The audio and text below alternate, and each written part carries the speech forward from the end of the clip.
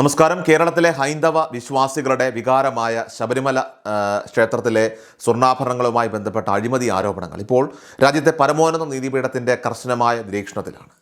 ഈ കൊള്ളയെക്കുറിച്ച് വ്യക്തമായ ധാരണ സുപ്രീം കോടതിക്കുണ്ടെന്നത് സമീപകാലത്തെ കോടതിയുടെ ഇടപെടലുകളിൽ നിന്നും വ്യക്തമാണ്. ദൈവത്തെ പോലും നിങ്ങൾ കൊള്ളയടിച്ചില്ലേ എന്ന സുപ്രീം കോടതിയുടെ ചോദ്യം കേവലം ഒരു പരാമർശമല്ല, മറിച്ച് അധികാരത്തിൻ്റെ തണലിൽ ആത്മീയ കേന്ദ്രങ്ങളെ തകർക്കാൻ ശ്രമിക്കുന്നവർക്കുള്ള താക്കീത് തന്നെയാണ്. ഇവിടെ കാലമെത്ര കഴിഞ്ഞാലും നിയമത്തിന് മുന്നിൽ നിന്ന് രക്ഷപ്പെടാൻ കഴിയില്ലെന്നും ഹൈക്കോടതിക്ക് മുകളിൽ നീതിയുടെ ഒരു വലിയ വാതിൽ തുറന്നിരിപ്പുണ്ടെന്നും ഓരോ പ്രതിയും തിരിച്ചറിയേണ്ട സമയം ഇപ്പോൾ അതിക്രമിച്ചിരിക്കുന്നു. പണമെറിഞ്ഞും സ്വാധീനം ഉപയോഗിച്ചും രക്ഷപ്പെടാമെന്ന വ്യാമോഹത്തിന് സുപ്രീം കോടതിയുടെ ഈ കടുത്ത നിലപാടുകൾ കനത്ത തിരിച്ചടിയാണ് ഇപ്പോൾ നൽകുന്നത്. മുൻ Devaswom board president N Vasu ഉൾപ്പെടെയുള്ളവർക്കെതിരെ ഉയർന്നിരിക്കുന്ന ആരോപണങ്ങൾ ഭക്തലക്ഷങ്ങളെ സംബന്ധിച്ചിടത്തോളം അത്യന്തം ഏറെ വേദനാജനകമാണ്.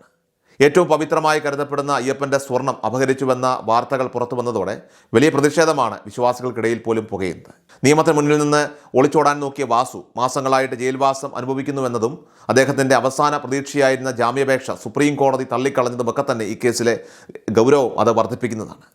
ലക്ഷങ്ങൾ മുടക്കി പ്രമുഖ അഭിഭാഷകരെ അണിനിരത്തിയിട്ടും സുപ്രീം കോടതിയുടെ കർക്കശമായ നിലപാടിന് മുന്നിൽ പ്രതിഭാഗത്തിൻ്റെ വാദങ്ങൾ ഓരോന്നായിട്ട് തകർന്നു വീഴുന്ന കാഴ്ചയാണ് കാണാനായത്. ഇത് വാസുവിൻ്റെ മാത്രം പതനമല്ല, മറിച്ച് അധികാരത്തിൻ്റെ മറവിൽ മോഷണം നടത്തുന്ന എല്ലാവർക്കുമുള്ള മുന്നറിയിപ്പാണ്.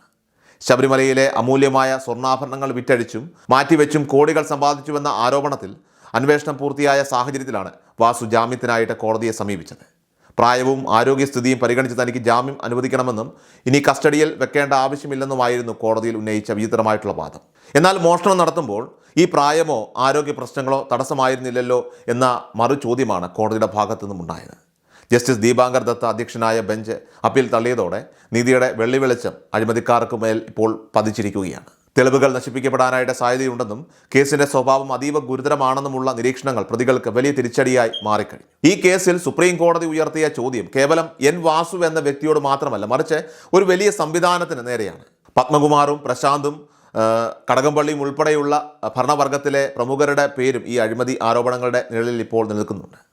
ശബരിമല എന്ന പുണ്യഭൂമിയെ തങ്ങളുടെ രാഷ്ട്രീയ ലാഭത്തിനായും സാമ്പത്തിക നേട്ടത്തിനായിട്ടും ഉപയോഗിച്ച ഒരു സംഘം നേതാക്കളുടെ മുഖത്തേറ്റ പ്രഹരമായിട്ടാണ് സുപ്രീം കോടതിയുടെ ഈ പരാമർശങ്ങളെ ഭക്തർ കാണുന്നത്. ഒരു വലിയ മോഷണ സംഘം തന്നെ ഈ കാര്യങ്ങൾക്ക് പിന്നിൽ പ്രവർത്തിച്ചിട്ടുണ്ട് എന്ന സൂചനകൾ പുറത്തു വരുമ്പോൾ അവരെയെല്ലാം സംരക്ഷിക്കാനായിട്ട് ശ്രമിക്കുന്ന സർക്കാരിനും ഈ കോടതി വിധി വലിയൊരു ആഘാതമാണ് ഇപ്പോൾ സൃഷ്ടിച്ചിരിക്കുന്നത്.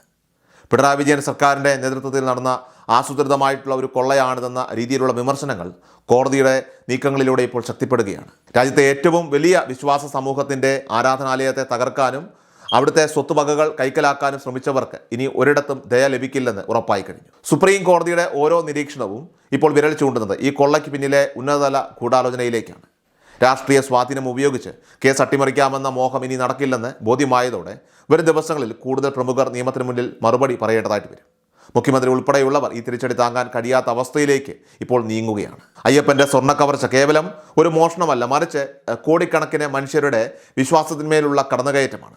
ഈ നീചകൃത്യത്തിന് കൂട്ടുനിന്നവരും അത് നടപ്പാക്കിയവരും ഒക്കെ തന്നെ ഒരുപോലെ ശിക്ഷിക്കപ്പെടണം.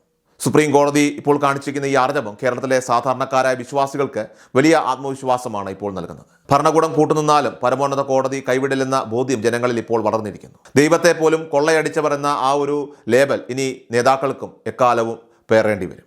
വരും ദിവസങ്ങളിൽ കേസിൻ്റെ വിചാരണ വേളയിൽ കൂടുതൽ ഞെട്ടിക്കുന്ന വിവരങ്ങൾ പുറത്തു വരുമെന്നും ശബരിമലയിലെ ഓരോ തരി സ്വർണത്തിൻ്റെയും കണക്ക് കൃത്യമായി ബോധിപ്പിക്കേണ്ടി വരുമെന്നും ഉറപ്പാണ്.